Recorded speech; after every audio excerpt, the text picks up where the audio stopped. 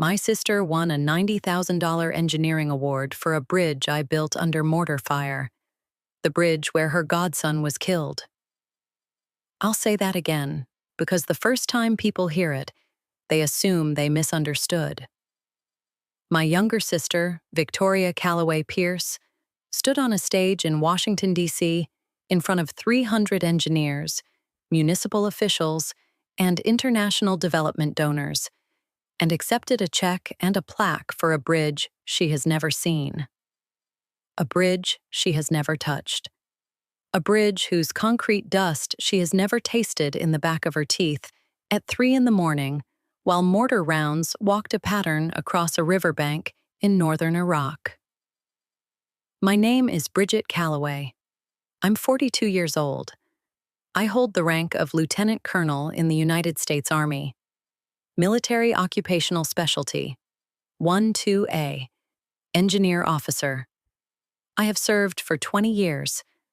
I have deployed 3 times, and for the last 3 of those years, I have watched my own work projected on screens, printed in journals, and celebrated at ceremonies with another woman's name on it. Some things you build with your hands. Some things get built on your back. The difference, I had learned, depends entirely on who holds the pen when the ceremony begins. Let me tell you what the pen wrote. I entered service at 22. Not because I didn't have options, because the options I had didn't require enough of me. I wanted to build things that mattered under conditions that tested whether they'd hold. The Army Corps of Engineers gave me that.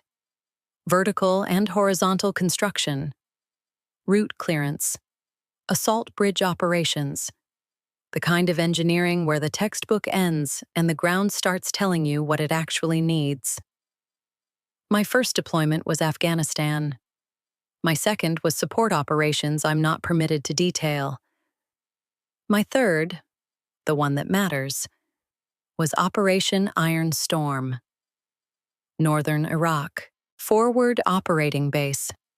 Kestrel, a tactical operations center the size of a shipping container, powered by a generator that shook the plywood floor every 90 seconds, lit by fluorescent tubes that turned everyone's skin the color of old paper. The mission was a supply bridge, critical forward route, 72 hours to design, stage, and construct, under intermittent mortar fire with an engineering platoon that had been in theater for 4 months and was running on MRE coffee and adrenaline that had gone stale weeks ago. I can still taste it. Concrete dust. The particular grit of a construction site under fire, when you can't stop working to spit because your hands are on the formwork and the crane operator needs your signal, and there isn't time to be anything other than what the next 30 seconds require. I can still hear it. Not the explosions. The whistle. The mortar round makes a sound before it lands. A rising pitch, then a pause, then nothing. And in the nothing, your body decides whether to drop or keep working. I kept working. 72 hours. 3 days. The bridge held. The bridge still holds. But there is something else I hear. A frequency that doesn't exist. My brain supplies it anyway. A faithful reproduction of the pre-impact whistle that caused the concussion on day 2. 3 years later, it surfaces in quiet rooms, in ballrooms, in hotel lobbies where the ambient noise drops below a certain threshold, and my auditory nerve fills the gap with a memory I did not ask it to keep. I manage it by loosening my jaw and breathing through my nose. To civilians, this looks like composure. It is not composure. It is management of a sound that has followed me home from a country I cannot name at a dinner party. The concussion left a scar. 6 inches along my hairline, field surgery at Kestrel by a trauma surgeon who apologized for the stitching because he'd been awake for 19 hours. I told him it was fine. I wore my hair down after that. Not vanity, concealment. In civilian settings, my hair covers the scar the way my cover story covers everything else. Infrastructure consulting for a government contractor. That's what I tell my mother. That's what I tell anyone who asks. Mostly travel. Nothing exciting.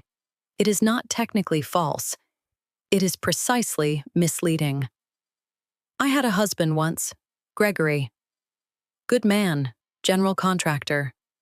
He understood load-bearing walls and poured foundations, and the satisfaction of a level that reads true. He did not understand a wife who extended her deployment for a third time when their son was 3 years old. I don't blame him. I don't speak ill of him. He remarried. He is civil. Our son, Owen, lives with his father during the school year and spends summers and holidays with me when my schedule permits. Owen is 14 now. He builds things, model bridges, robot kits, structures made of balsa wood and patience. He does not fully understand why his mother is away so often. He knows I serve. He does not know how. There is a video on my phone I have watched more times than I can count. Owen's first wrestling match.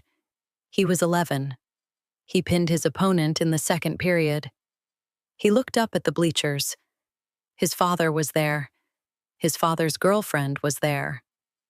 And there was a seat. Empty. The seat I was supposed to be in.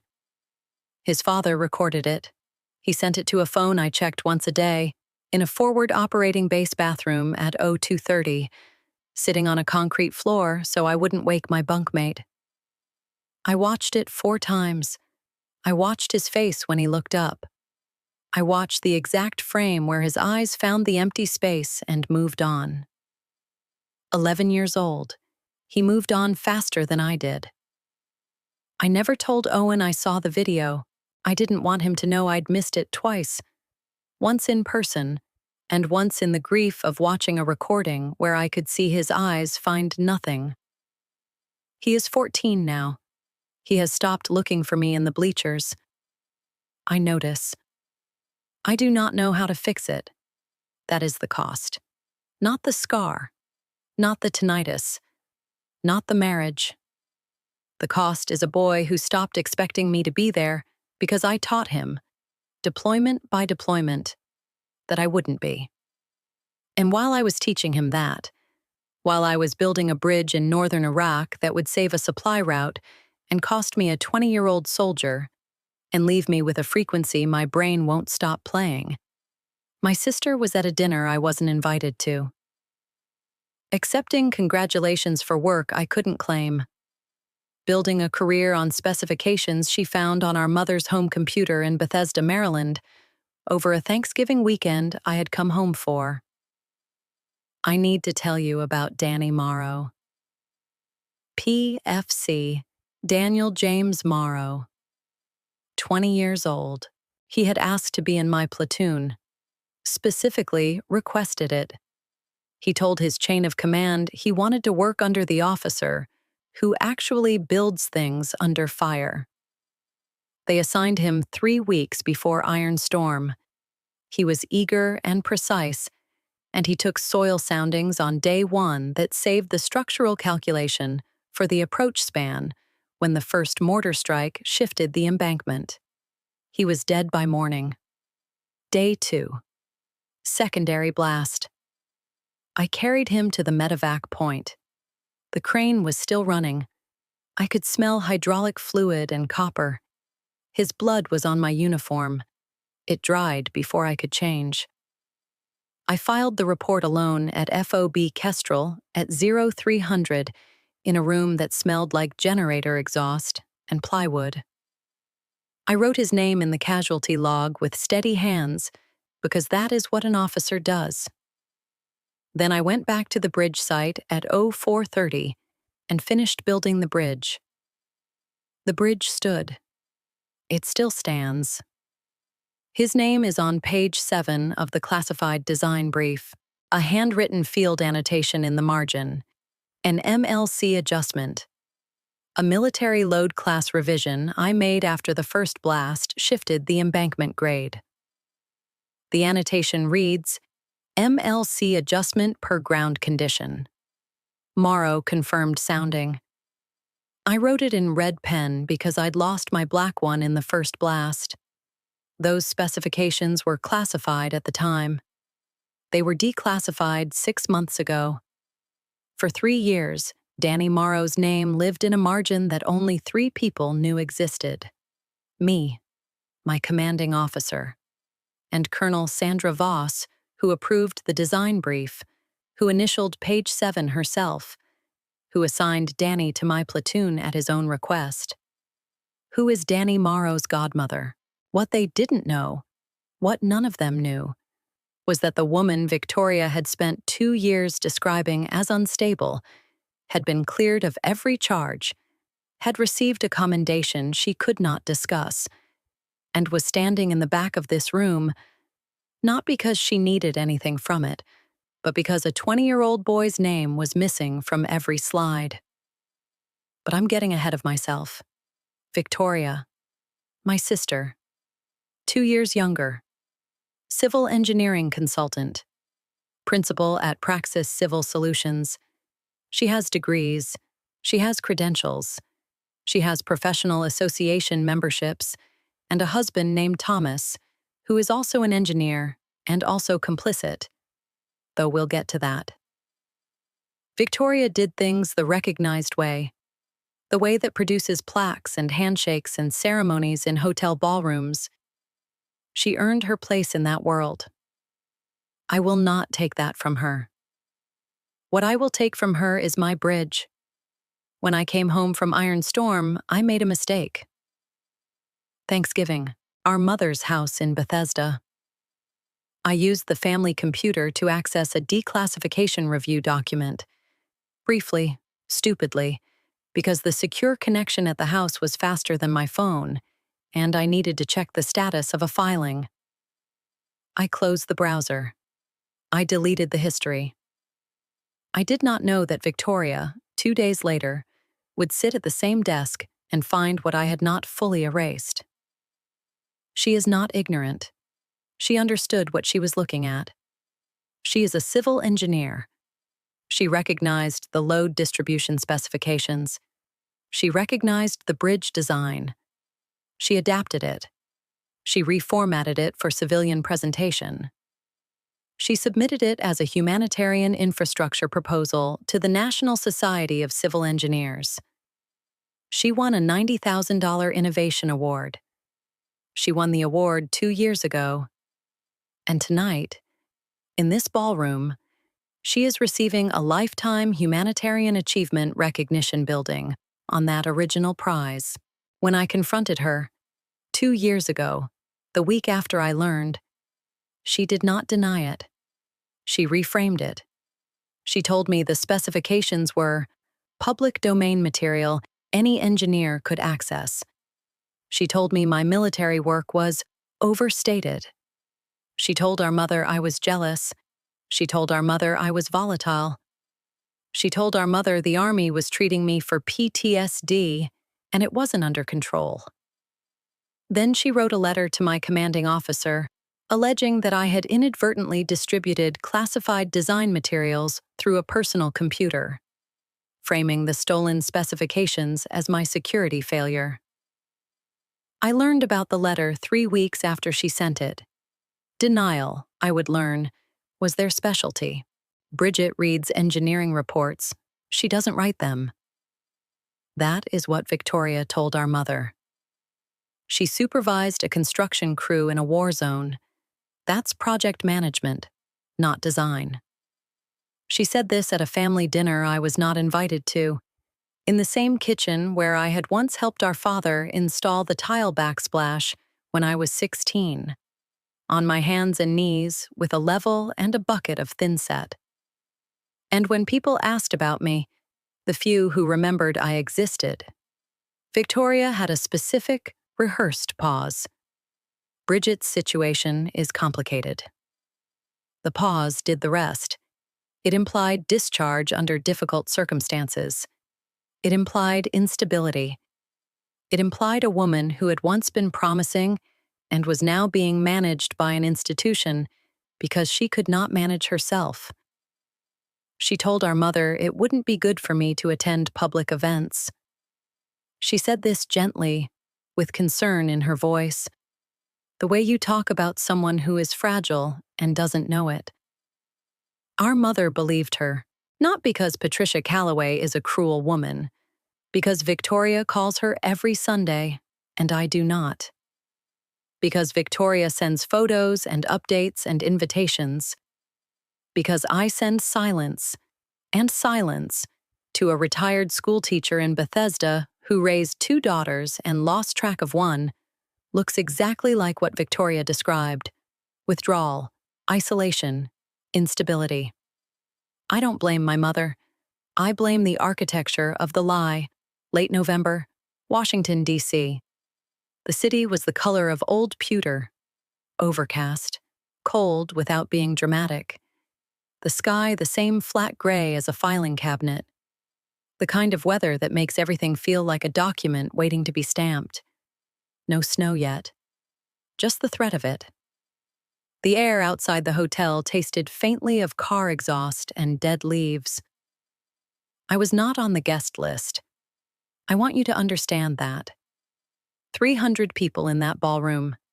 Engineers, municipal officials, international development donors, academic faculty.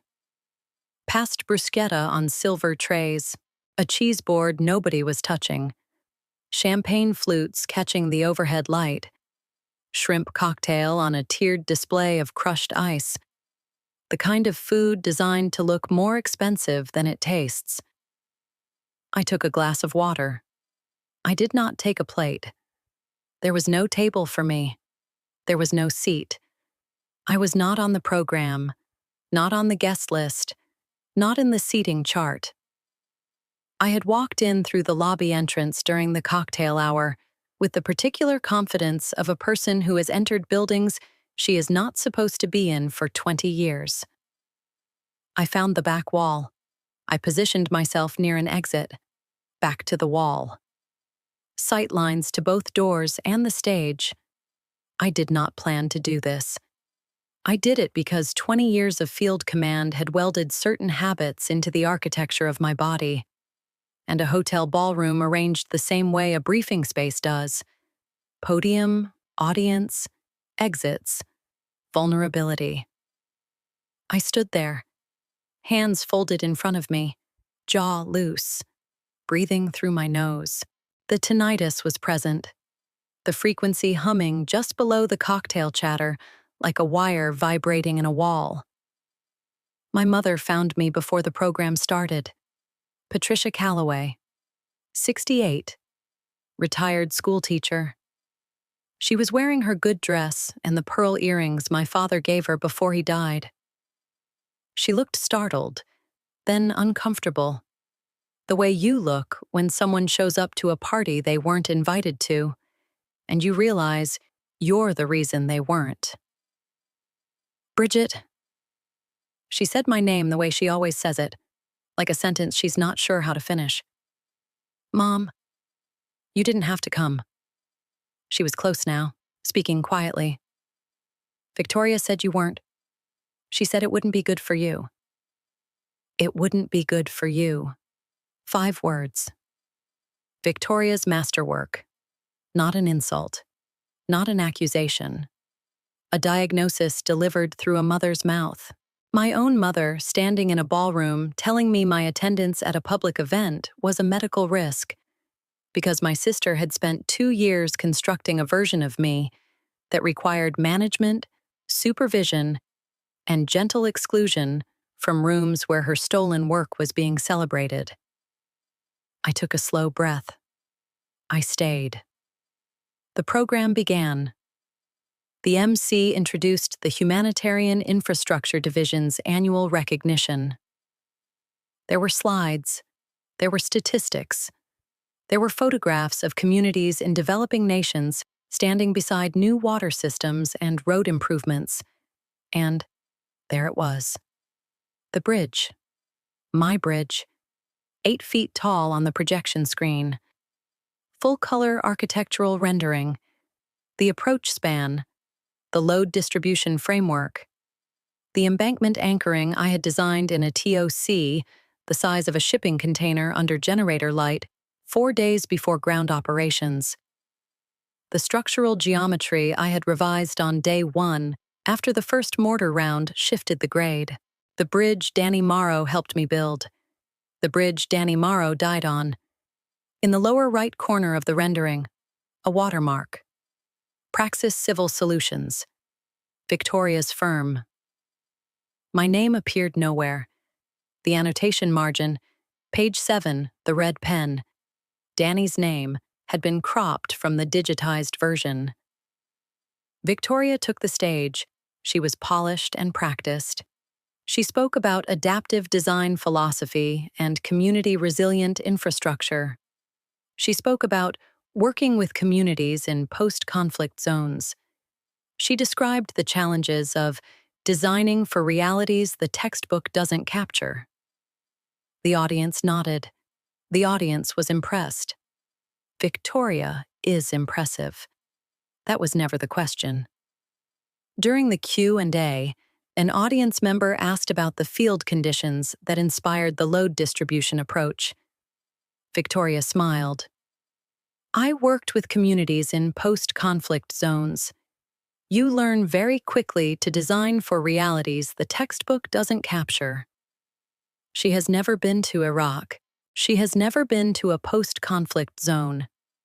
She has never tasted concrete dust in the back of her teeth at 3 a.m, while a crane operator waited for her signal, and a 20-year-old soldier took soil soundings 30 meters from a blast crater. She read my specifications on a shared family computer in our mother's kitchen in Bethesda. The audience applauded. 300 people. Standing ovation. I was 30 feet away. My jaw was loose. I breathed through my nose. The tinnitus held its frequency beneath the applause, like a wire that would not stop vibrating. They don't know that yet.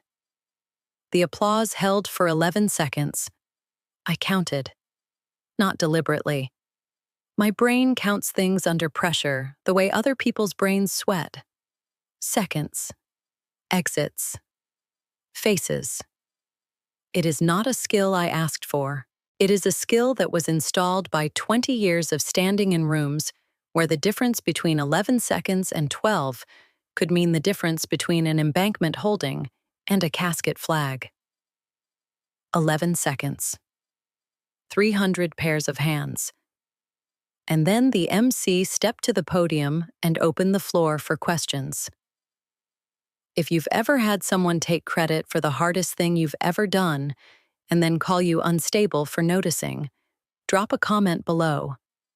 Stay with me, because what happens next is the part they didn't plan for. The first was from a man in the second row. Soft-spoken. Academic. He wanted to know about the humanitarian impact metrics and whether Praxis Civil Solutions had published a follow-up assessment. Victoria answered smoothly. Thomas, seated in the front row, nodded along with the particular rhythm of a man who has rehearsed his supportive body language. The second question came from a woman near the center aisle.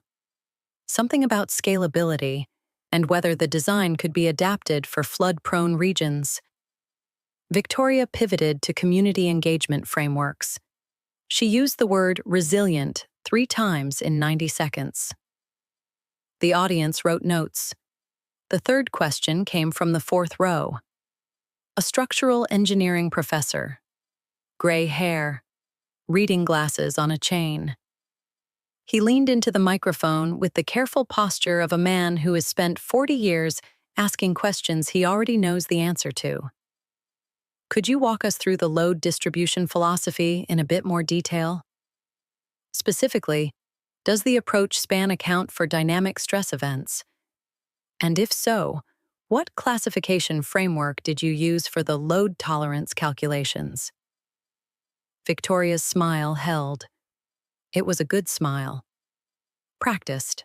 She tilted her head slightly, a gesture I recognized from our childhood, the one she used when a teacher asked something she hadn't prepared for, and she needed 3 seconds to construct an answer that sounded like knowledge.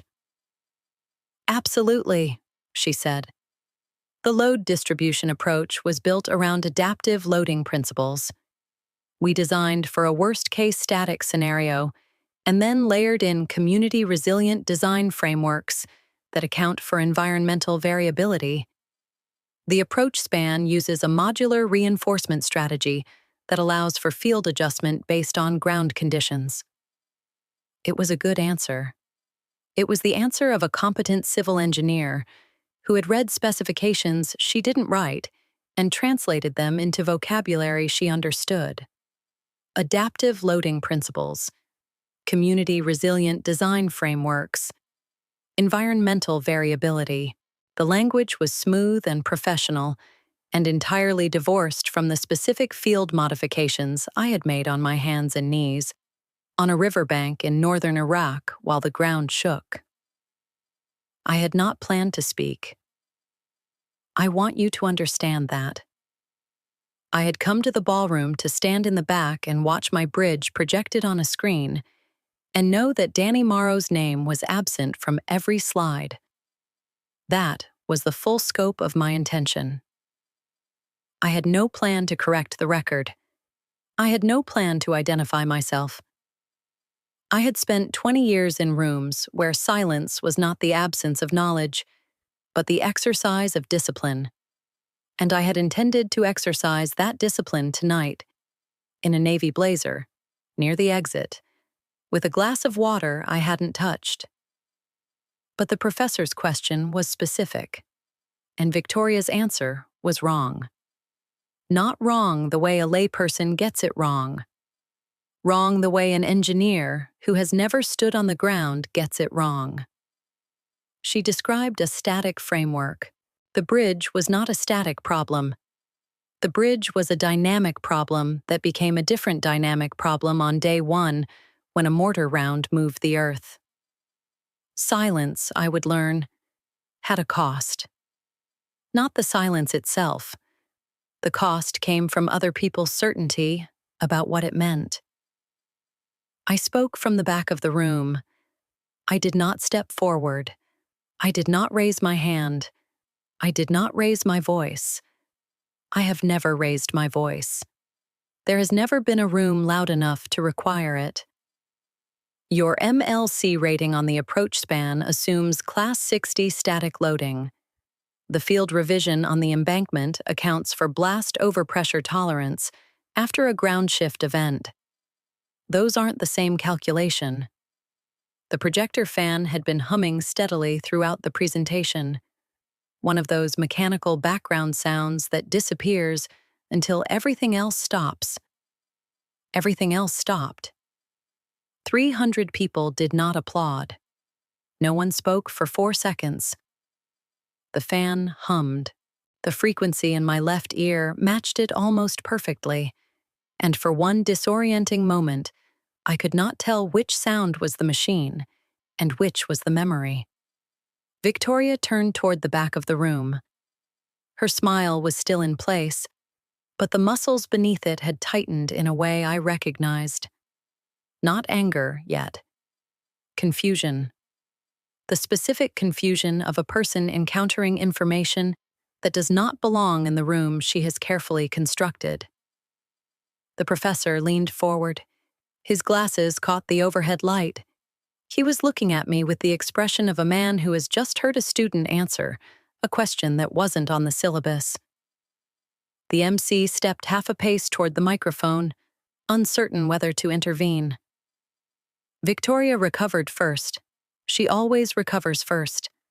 That is her gift. The speed of her composure, the way she can absorb a disruption and reshape the room around it before anyone notices the seams.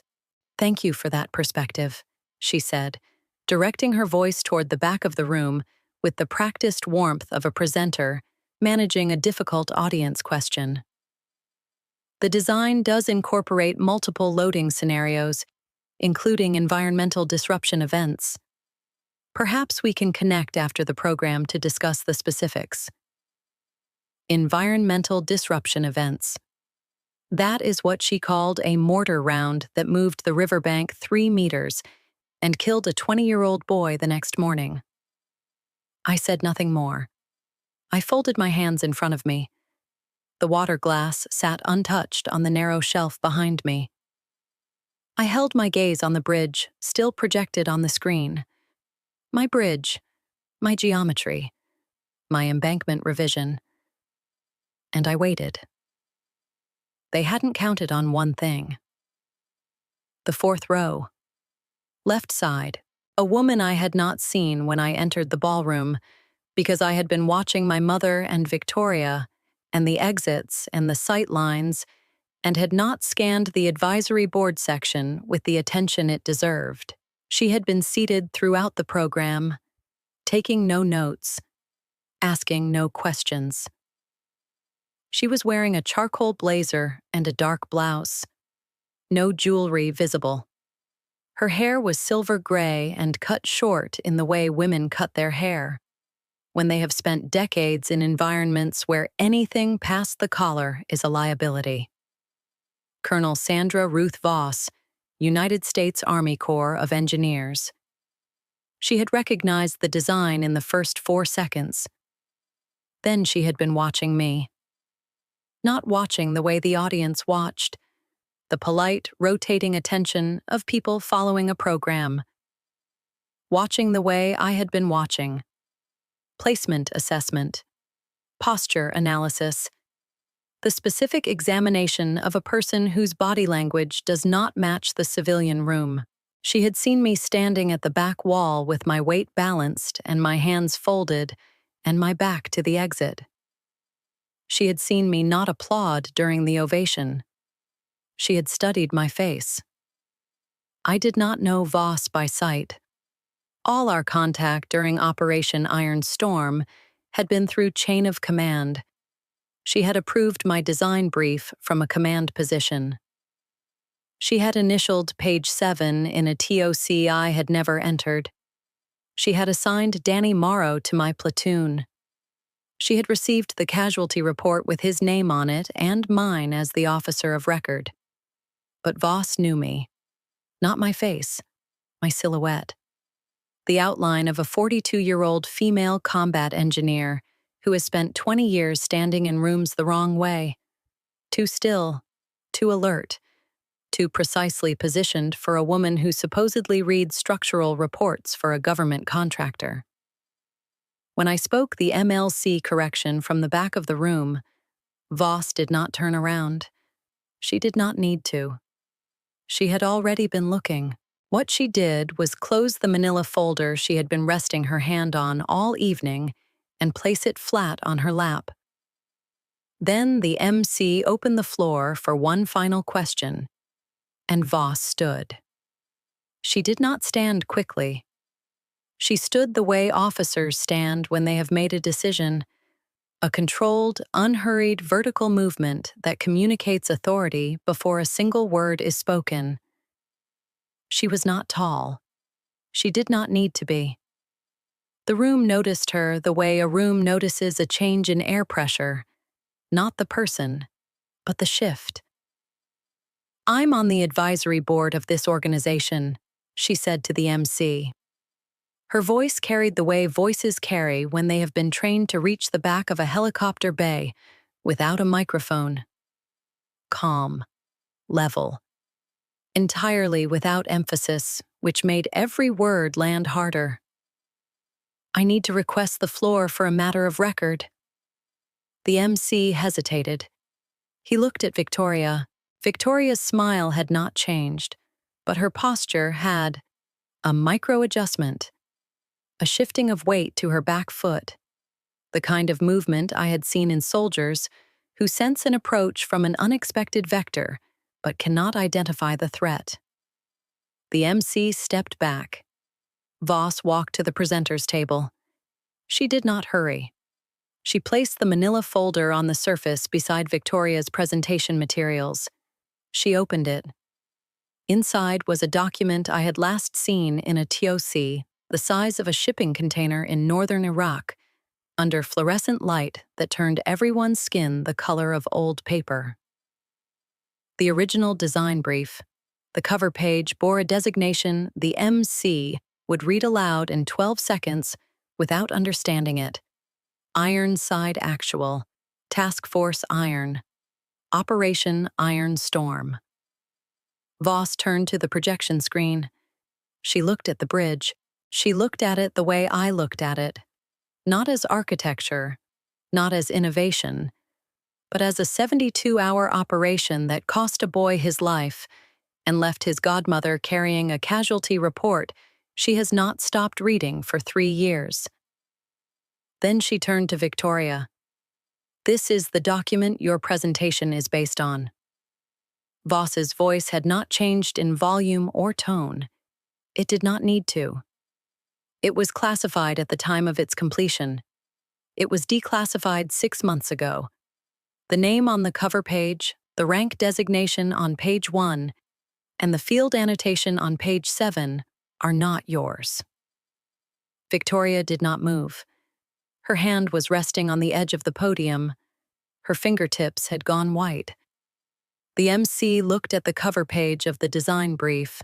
He read the designation aloud, slowly, the way people read words they do not recognize. Ironside Actual. Voss did not wait for him to ask. That's her operational call sign during Iron Storm. It's on every page of the document. It's been on every page for 3 years. Victoria was still on the stage. Then Voss turned to face the back of the ballroom. She looked directly at me. 300 people followed her gaze. The officer who designed this bridge supervised its construction under intermittent mortar fire for 72 hours. Voss's voice filled the room without effort. She carried one of her own people to the medevac point when he was killed on day 2. Her name is Lieutenant Colonel Bridget Ann Calloway, United States Army. She is standing at the back of this room. 300 people turned to look at a woman in a navy blazer standing near the exit with a glass of water she never touched. The silence was not quiet. The silence was structural. The kind of silence that has weight and load-bearing capacity. The kind you can feel pressing against the walls. The projector fan hummed. The champagne flutes on the nearest table caught the overhead light and held it. Even the chandelier seemed to hesitate. Voss did not salute. The room was civilian. She did not need to salute. What she did was worse. She turned back to the design brief on the table, opened it to page 7, and held it up so the front rows could see the margin. Red ink. My handwriting. Danny Morrow's name. Then she looked at me again. Steady, assessing, carrying 3 years of a casualty report and a design brief, and the name of a boy she had recommended for my platoon because he wanted to work under the officer who actually builds things under fire. Can you confirm the field modification on page 7 and why the annotation is written in red? I did not move toward the table. I did not need to see the page. I have seen that page every night for 3 years in the space between waking and sleeping, in the frequency my brain reproduces without permission, in the smell of hydraulic fluid mixed with copper that surfaces in rooms where the ambient noise drops low enough for memory to override the present. I answered from 30 feet away. Black pen went into the blast crater on day 1. Red was all I had. Morrow took the soundings that afternoon. He was dead by morning. Voss held my gaze for 2 seconds. Then she nodded. Once. It was not approval. It was not ceremony. It was memory. The shared weight of a name written in red on a page that had outlived the boy it referenced. Victoria's champagne glass tipped in her hand. Thomas Pierce caught it before it fell. The stem left a pale ring on the white tablecloth. Victoria's mouth opened. then closed. Her color had drained from her face the way water drains from a cracked foundation. Not all at once, but steadily, irreversibly. The professor in the fourth row removed his glasses. He folded them slowly and placed them on his knee. He did not look at Victoria. He looked at the brief. My mother, Patricia Calloway, was sitting in the third row. Her hand was on the armrest of her chair. Her knuckles were white. She was looking at me, not at Victoria, not at Voss, not at the brief. At me. At the daughter she had been told was not well enough to attend public events. At the daughter who was standing at the back of a ballroom with her hair covering a 6-inch scar and her jaw loose against a frequency that would not stop. Answering questions about a dead boy's soil, soundings from memory, without looking at the page, because she had written every word on it herself in a pen she could still feel in her hand. Victoria said nothing. Thomas Pierce's hand closed around her arm, not in comfort, in containment. He was already calculating. He is an engineer. Engineers calculate. The structural load of what had just collapsed in this room was beyond his capacity to shore up, and he knew it. And his hand on her arm was the last act of damage control available to a man standing on a stage that no longer held. Victoria's mouth opened one more time. I didn't... The sentence did not finish. There was no finish for it. Voss did not wait for the sentence to complete. She turned from Victoria to the ceremony officials seated at the long table to the left of the stage. 3 men and 1 woman in formal evening wear, each holding programs that had become irrelevant in the last 90 seconds. For context, Voss said, and her voice had not changed. It would not change. That was the thing about Voss. She delivered operational facts the way she delivered weather reports, because in her experience, the facts did the work, and volume was a crutch for people who didn't have them. After these specifications were adapted and submitted as civilian work, a formal complaint was filed with Lieutenant Colonel Calloway's commanding officer, alleging a security violation. That complaint was investigated. It was found to be without merit. It cost her a 4-month inquiry and a deployment rotation she had requested, a posting she had worked toward for 6 years. The complaint was filed by the holder of this award. She let that settle. Not dramatically. She simply stopped speaking and allowed the air to do what air does when it has been filled with something 300 people cannot unfeel. Victoria's champagne glass was on the tablecloth now, abandoned beside the pale ring its stem had left. Thomas Pierce's hand had not moved from her arm. His jaw was working, the particular movement of a man running calculations whose answers keep coming back negative. Victoria said, I didn't mean for it to go that far. I said, but it did. That was the full exchange. There was nothing else to say. She had written the letter. The letter had triggered an inquiry. The inquiry had pulled me from operational duties for 4 months and cost me a deployment rotation I had spent 6 years building toward. The inquiry was resolved in my favor. My record was clear. But the rotation was gone. The posting was gone. 4 months of my career were gone, and they were gone because my sister had written a letter framing me as the security breach to protect the architecture of a theft she had constructed with the same precision she brought to everything else. Carefully, competently, and with the full understanding of what she was doing. She knew. That was the part that mattered. Victoria had not stumbled into this. She had not misunderstood the provenance of the specifications. She had recognized a classified design document on a shared family computer, understood its engineering value, adapted it with professional skill, submitted it under her own name, won a $90,000 award, and when confronted, had not retreated into ignorance. She had advanced into attack. She had threatened to leak my medical records. She had rewritten my identity for our mother. She had filed a formal complaint with my chain of command.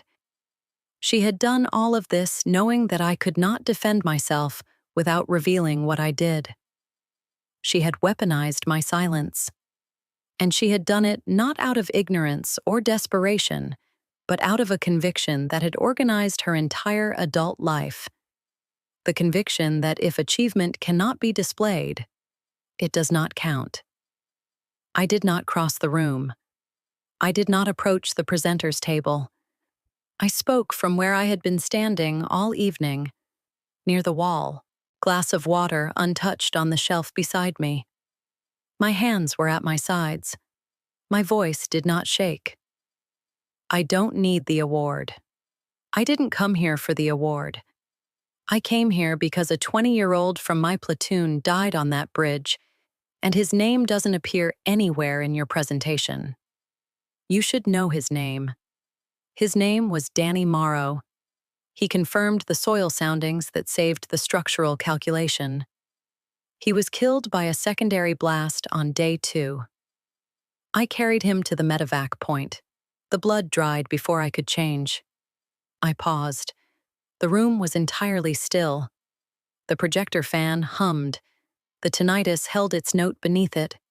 The frequency and the machine, indistinguishable, both running on power sources that had nothing to do with the room they occupied. That bridge stood. It still stands. His name is not on it. His name is not in your citation.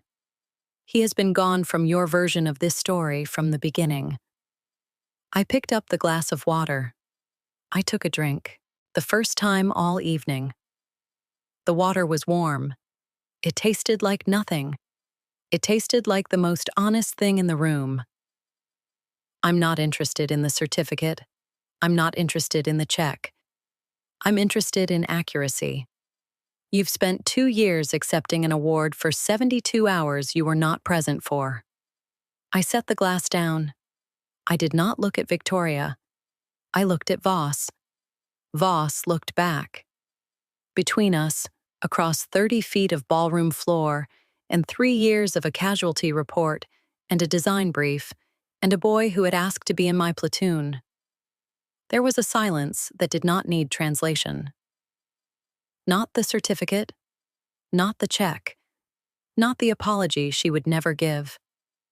Just his name, said aloud, in a room that finally had to hear it. The ceremony chairman rose from the officials' table. He was a tall man with silver hair and the composed bearing of someone who has presided over professional functions for decades and has never presided over one like this. He addressed Victoria directly. Ms. Calloway Pierce, we'll need you to return the physical award certificate at the conclusion of this evening for administrative review. Victoria did not answer.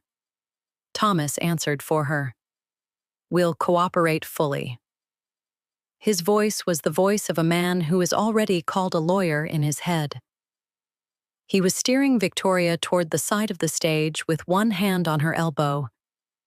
She moved the way structures move when the load shifts past tolerance, still upright, still technically standing, but with a visible compromise in the geometry that tells an engineer the failure has already begun. What followed was not dramatic. It was procedural. And procedure, I have learned, is more devastating than spectacle.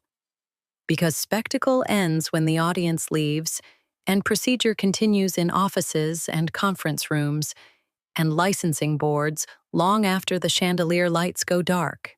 Within 48 hours, Voss submitted a formal written statement to the National Society of Civil Engineers Humanitarian Infrastructure Division.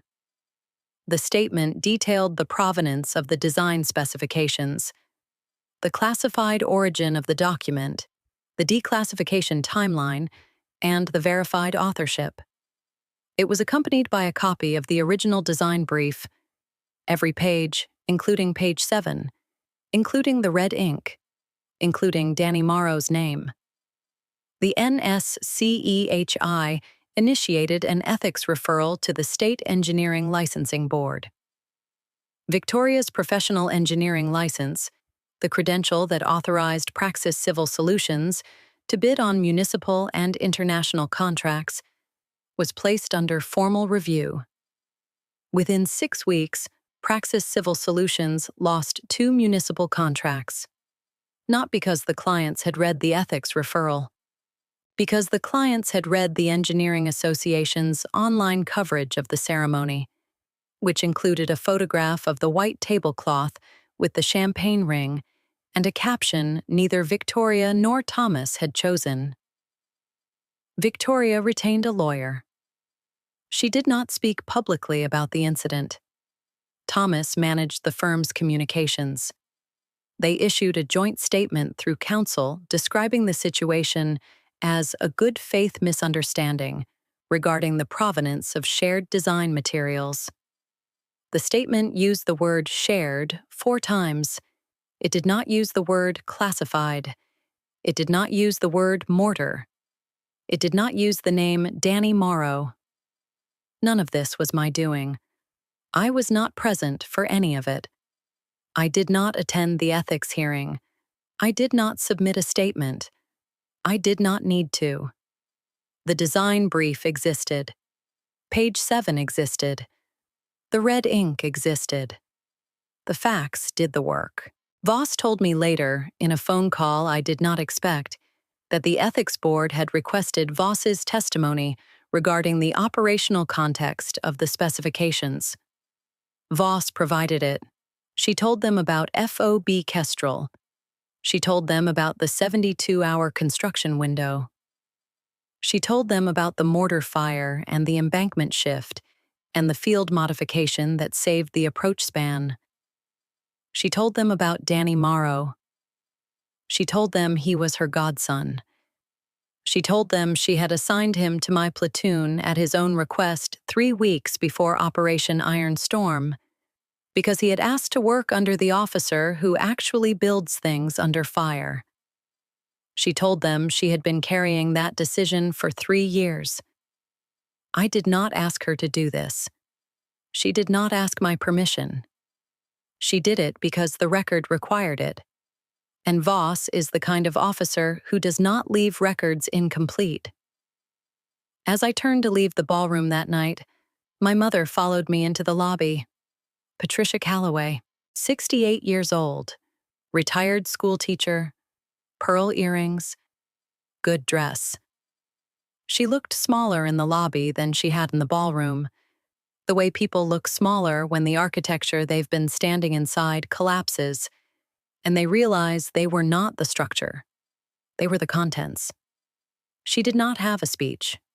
She had never been good at speeches. That was Victoria's gift. My mother's gift was presence.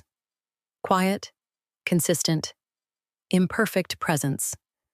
She had given that gift to the wrong daughter for 3 years, and she was standing in a hotel lobby beginning to understand that. She told me you weren't well, my mother said. I know she did. She said nothing for a long moment. The lobby was nearly empty. A bellhop pushed a luggage cart across the marble floor, and the wheels made a sound like a distant rumble, like a generator shaking plywood, like the memory of every FOB I'd ever slept in. And I loosened my jaw and breathed through my nose and waited. The boy, she said. Morrow. Was he? 20 years old. He asked to be in my platoon. My mother put her hand on my arm. That was all. Not a hug, not an apology, not a reconciliation. Her hand on my arm in a hotel lobby in Washington, D.C. in late November, with the air outside tasting of car exhaust and dead leaves, and the weight of 3 years pressing down on both of us in different ways. Hers, the weight of what she had believed. Mine, the weight of what I had carried. It was not enough. It was a beginning. Beginnings are not the same as resolutions, and I have learned not to confuse the two. She would call me the following Sunday. I would answer. We would talk about Owen's school and the weather, and nothing important. And underneath it, there would be a fissure that would take years to map, let alone repair. But she would call, and I would answer. And that was more than I had expected when I walked into that ballroom, uninvited, with my hair down and my jaw loose, and a frequency in my left ear that would not stop. 1 week later. Fort Leonard Wood, Missouri. Dusk. The United States Army Engineer School Memorial Wall sits on a stretch of ground that looks the way military ground always looks. Maintained with precision, bordered with intention, quiet in a way that civilian quiet never achieves. The light was going. November in Missouri is not dramatic the way November in D.C. is dramatic. It is simply cold and gray and honest about what it is. I parked my car and walked to the wall alone. The names are engraved in rows: rank, name, date, unit. The stone is the color of concrete that has weathered. Not quite white, not quite gray. The color of things that have been standing a long time and intend to keep standing. I found his name. PFC Daniel James Morrow. I placed my fingertip on the D. I traced each letter. DANIEL. Then the space. Then MORROW. The stone was cold under my finger. The engraving was shallow enough that you had to press to feel the edges of each letter, and I pressed, because feeling the edges was the point. Each letter was a boundary. Each boundary was a fact. He had been here. He had been real.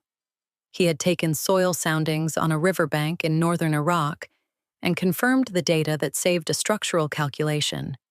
And he had been 20 years old, and he had been dead by morning. The letters blurred.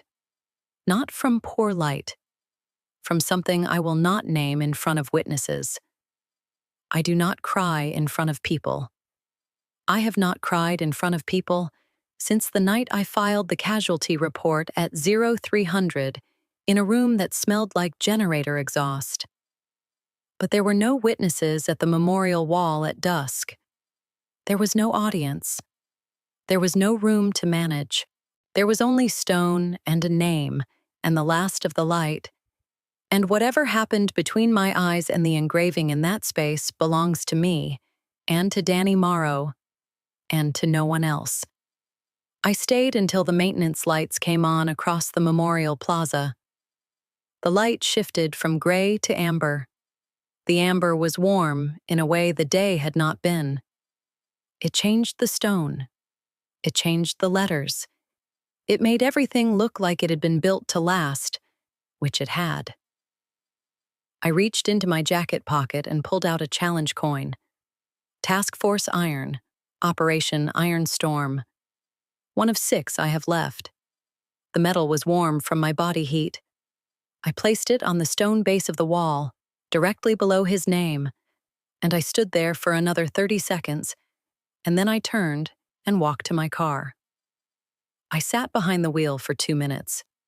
Then I called Renee Walker, Specialist Renee Walker, 31, former platoon member, Iron Storm. Now a civilian structural inspector in Kansas City, she answered on the second ring, the way she always answers. Fast, direct, with the particular alertness of someone who spent formative years in environments where a late answer could mean a missed order. "How was it?" she asked. "Cold," I said. We talked for 40 minutes on the drive home. She told me about a bridge inspection in Lee's Summit that had gone sideways because the contractor had used the wrong rebar gauge. I told her about Owen's latest robot kit, the one with the articulating arm that kept shearing its servo at the second joint. We talked about load tolerances and servo ratings and the particular satisfaction of building something that holds under pressure. We did not talk about the ceremony. We did not talk about Victoria. We did not talk about Danny Morrow. We did not need to. His name lived in the space between every sentence we spoke, the same way it lived in the margin of page 7, the same way it lived in the stone at Fort Leonard Wood, the same way it would live in every bridge I ever built, or inspected, or approved for the rest of my career. I work at an office now, the kind with a badge and a cipher lock and air that smells like institutional nothing. No plaques on my desk, no framed commendations on the wall. Just Bridget, just the work, just the next problem and the next calculation and the next set of specifications that will bear someone's name. The right name, the name of the person who stood on the ground and did the math while the ground moved. Owen visited last month. He brought his robot kit. We sat at the kitchen table and rebuilt the servo mount together, shoulder to shoulder, his hands quick and mine steady. Neither of us talking much because the work didn't require it. At one point, he looked up and said, "Mom, you're really good at this." I said, "I've had practice." He went back to the servo. I went back to the mount.